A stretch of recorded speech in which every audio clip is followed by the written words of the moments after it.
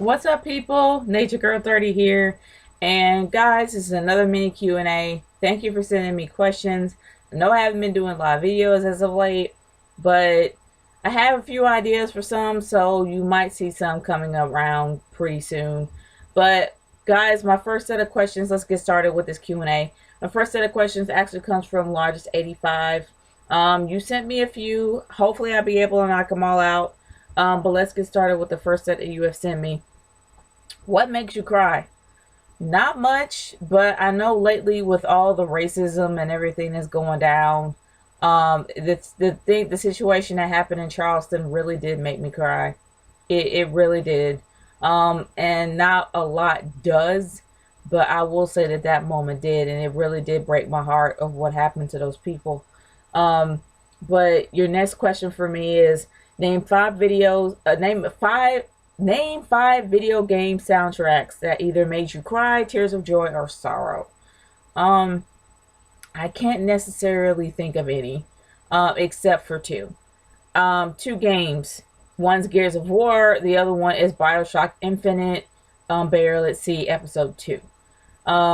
What happened to Elizabeth at the end? When I don't know the name of the song, I probably slaughtered it. I think it's called Avian Rose. It was sung in French, and it was done on the beginning and the end, and the ending, it was just heartbreaking. It really is. It was so hard to play the game again after that. I haven't picked it up since I played episode 2. Um, but also Gears of War 3, What Happened to Dom.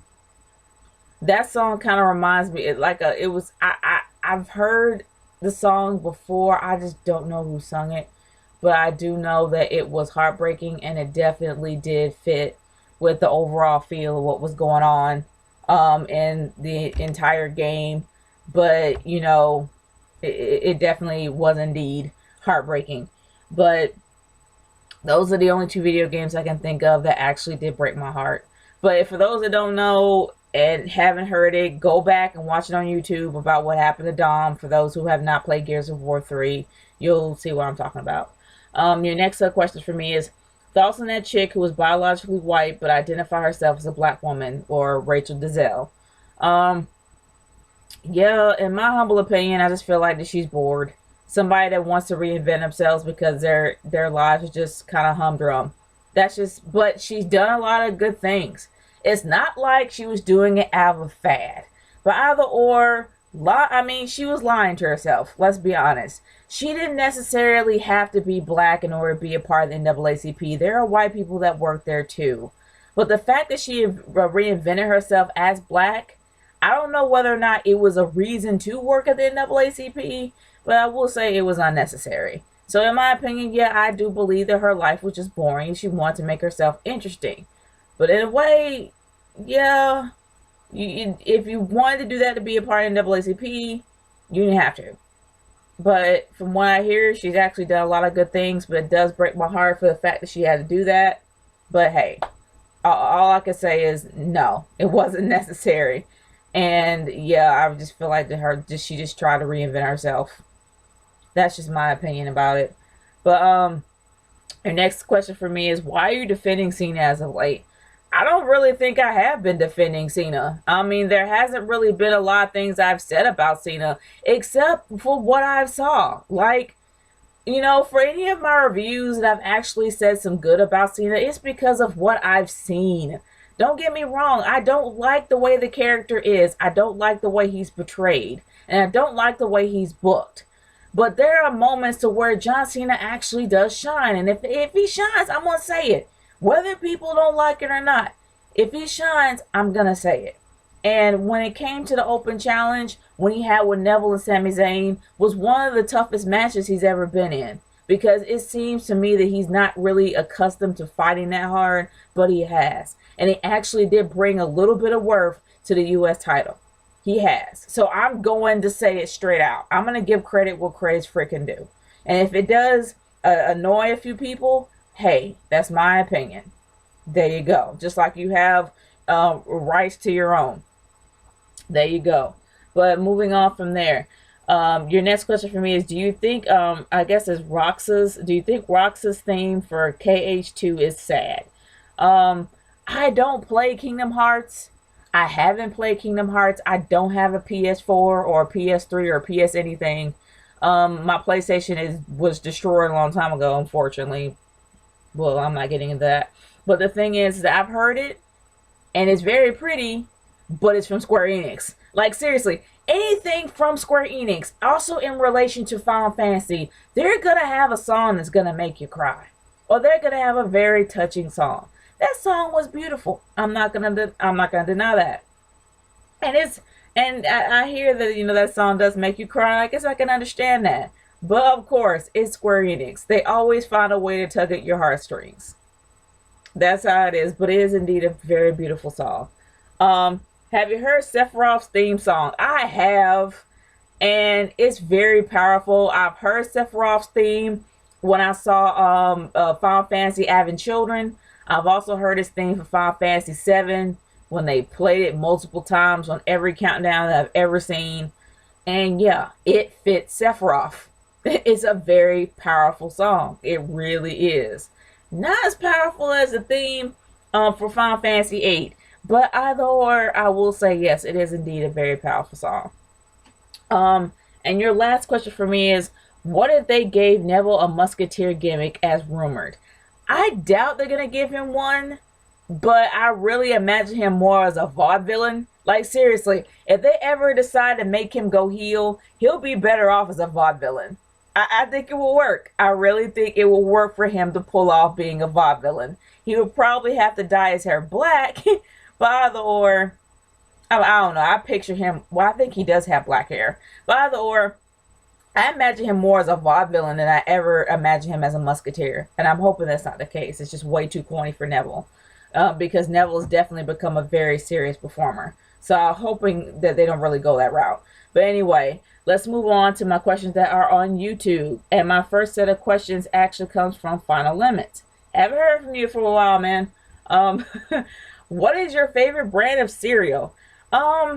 I have a lot of favorites. For me, it's all about variety. I don't have a particular favorite brand, but I will say that Golden Grams will always be my favorite.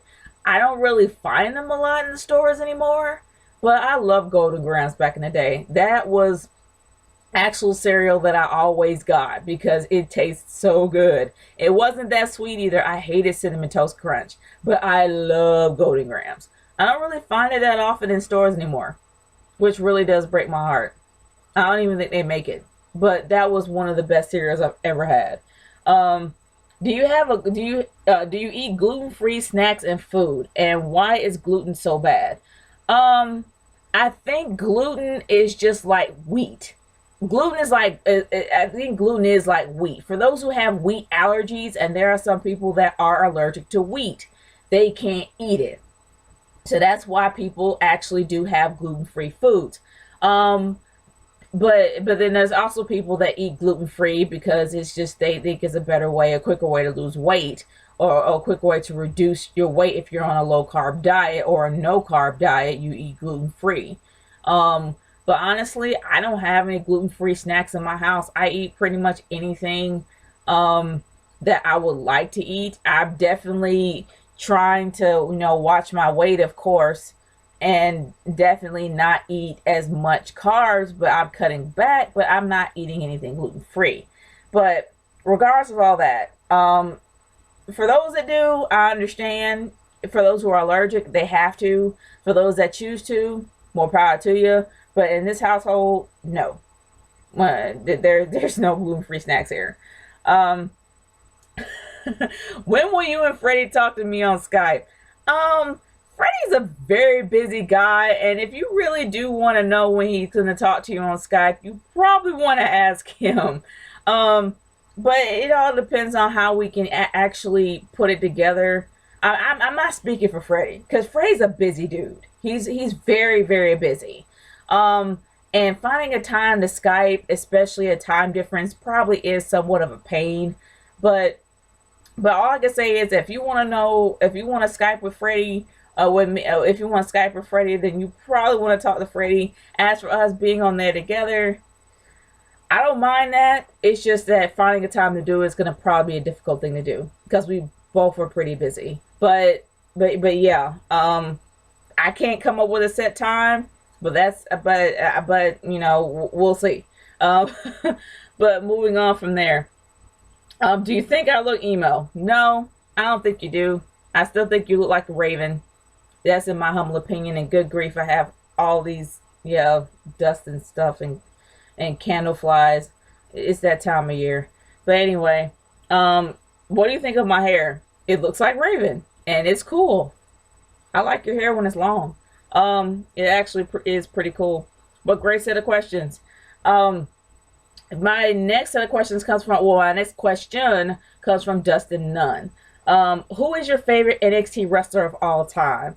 Uh, all time is difficult to say. There's always a fresh crop of great new stars coming out of NXT all the time, but I will say by far my favorite is Charlotte. I love Charlotte. I'm not gonna lie, I loved Paige. When Paige was there and her anti-diva gimmick, I loved it. But so far right now, my love is with Charlotte because Charlotte has been able to fuse, gosh, all this dust everywhere. I gotta dust this room. But anyway, Charlotte's been able to fuse two styles. She's been able to fuse gymnastics in with wrestling, which I think is phenomenal.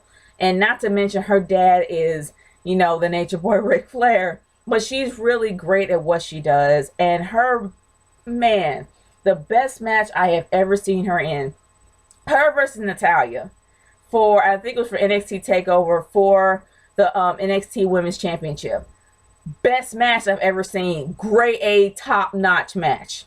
By far is Charlotte. Seriously. I'm giving it to Charlotte. The next set of questions comes from Jack the Talking Dildo. Also, Kurt Angle taking time away from wrestling to have surgery on his neck. I'm glad. There's a lot of wrestlers that have been wrestling with injuries for many years, and he really needs to do that. Like, seriously. He really, honestly, and truthfully needs to take care of himself, and he needs to, if he wants to come back in shape. But he's getting up there in the years, so he needs to look out for himself. So yeah, I'm all for it. Yeah, I'm good that he's actually taking care of himself. Should Kurt return to WWE to have a huge match against the top star at WrestleMania and then retire? No, because Sting's done that. And honestly, I don't like it when veterans or legends come back to prove themselves that they still got it. They prove themselves they still got it and leave. Just retire. Seriously. I'm not all up for Kurt Angle coming back. Kurt Angle's had his shot. He's had his time. He's had his gimmick. He doesn't need to come back. And I don't know how he's going to fit. Well, actually, Kurt Angle will probably be able to fit, but he can't come back with the whole Olympic gold medalist gimmick. But he may have to because that's what people know him for. But honestly, I hope he doesn't. I really don't. Favorite Kurt Angle matches? Oh, so many. I think it was definitely Kurt Angle versus Brock Lesnar at WrestleMania. I can't remember what WrestleMania was, but I think it was 20. I can't remember what it was. But yeah, when Kurt Angle faced Brock Lesnar at WrestleMania, that was a top-notch match. It really, really was. He's done a lot of Daredevil stuff, but and also his feud with Triple H was great. But by far, it was Kurt Angle versus Brock Lesnar. I will say that. That's one of my favorites. The next set of questions actually comes from Nintendo Fanboy 1988, and this will be my last for this Q&A. Is there a huge race war? Is huge race war going to happen again because the dude that killed No. Here's what I want to say about that. What happened in Charleston was a huge reversal from what people were expecting.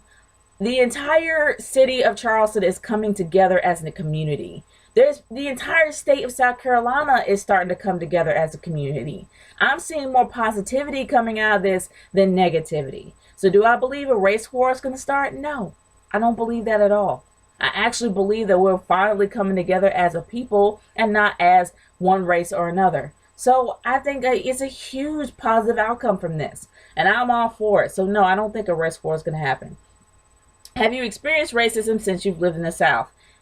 Unfortunately, yes, I have. I pretty much encounter it on a daily basis. But is it going to change me? No. That's just the ignorance of some people. That's just how they think. And there are some people that, the people who are the most racist are the people who are the oldest. And that's just from my experience. I'm not saying all old people, all seniors are like that. But the ones I have encountered are indeed seniors. Not so much the younger ones, but mostly the seniors. And this is what they've known for their entire life. Do I hate them? Do I despise them? Am I angry at them? No. Because that's just what they've thought. That's what they've grown up with for so many years. So I don't necessarily have any ill will towards these people. I wish that some of them do have an open mind, but that's just what they think. That's what they believe. And and even though I don't share the same beliefs as they do, I don't disrespect them at all. But yes, I actually have. When did you meet Griffin in person? I met Mr. Griffin, or my friend Irvin, last year. I actually went to Gatlinburg to be with my family for Thanksgiving, and it was on a spontaneous whim. I actually was like, you know what? And I called him up before I left Gatlinburg. I'm like, hey, I'm going to come and see you in West Virginia. I drove straight through I drove straight through Virginia to get to where he was. It was a total of 12 hours. It literally was a 12-hour drive. Well, a 12-hour round trip, actually. And I had a chance to see him. It was snowing. It was beautiful on the way there. Virginia was beautiful cutting through there. There was a lot of back roads it took to get to him. But honestly, I had a chance to meet him. It was brief because of the weather, but it was great. And you know, and usually when you meet somebody for the first time, you will be freaking out because you're like, oh, is this person gonna be crazy? No, I was at my most comfortable. Like, he just made me feel comfortable. And it was great watching a movie with him and being able to chat with him for a bit. He's a very nice guy. He really is. And he's quite a gentleman. And I actually do feel blessed and honored that I was able to meet my first YouTuber. And I was great. It was great that it was him. So yeah, it was just a spontaneous whim. It was a long drive back to South Carolina, but I will say that it was a great ride nonetheless. And if I had the opportunity to do it again, I would. Definitely, I really would. But yeah, great question, man. Do you have any white friends? Well, yeah, I got a few. I mean, it doesn't matter if they're black or white for me, but honestly, yeah, I do have a few. And I do talk to them from time to time, and they're really cool people. Some from high school, some from when I was in AmeriCorps. Yeah, they're really cool folks. Really, really are. But yeah, man, thanks for the questions. And if you have any other questions for me, by all means, send them to me via YouTube or on Twitter at RKH30 #NatureGirlQ&A. It's NatureGirl30 signing off. Peace out, guys. Later.